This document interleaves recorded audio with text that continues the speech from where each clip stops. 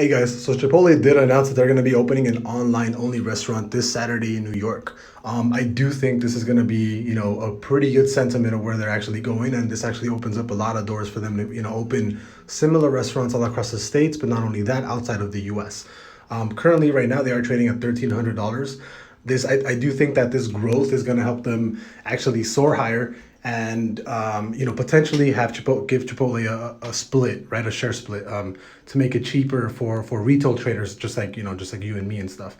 Um, After they saw like a huge growth in just online sales the last couple of quarters and during this pandemic, I do think they're going to start expanding a lot more in online only orders and online only restaurants, which I think is absolutely fantastic, to be honest. And The growth for them right now is pretty good. Their market cap is $36 billion, which is pretty small, right? I do think that this can definitely take them over $100 billion valuation. What do you guys think?